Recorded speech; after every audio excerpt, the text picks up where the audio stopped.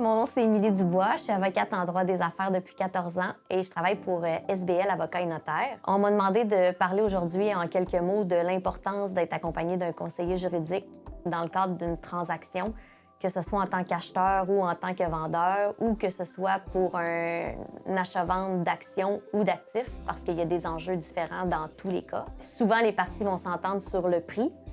Puis une fois que le prix est entendu, tout le monde pense que le gros problème est réglé, alors que c'est juste le début. Donc, nous, on a beaucoup de vérifications à faire avec ça, que ce soit de vérifier est-ce qu'il y a des litiges, est-ce qu'il y a des dettes qu'on ignorait, est-ce que le vendeur a des obligations qu'il doit dénoncer, est-ce qu'il y a des autorisations à obtenir aussi de gens avec qui il fait affaire. Au niveau de l'offre d'achat, souvent, les gens vont signer leur offre entre eux puis ils vont venir nous voir après.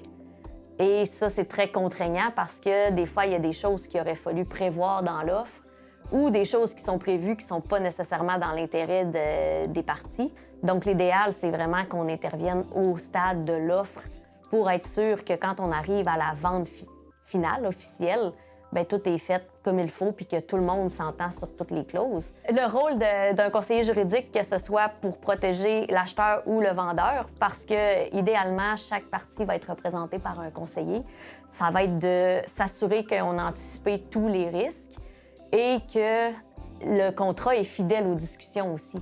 Faut pas oublier aussi que les conseillers juridiques, les avocats, les notaires, on est tous obligés d'avoir de la formation continue. Je pense qu'il faut voir l'accompagnement des conseillers juridiques dans une transaction comme ça, plus comme un investissement. Si vous avez un projet qui s'en vient, comme on vient d'expliquer un peu, de transaction d'actifs ou d'actions que vous voulez être accompagné, vous pouvez communiquer avec la MRC, la SADC, qui, avec leur programme Réseau Expert, vont pouvoir vous accompagner là, dans tout le processus.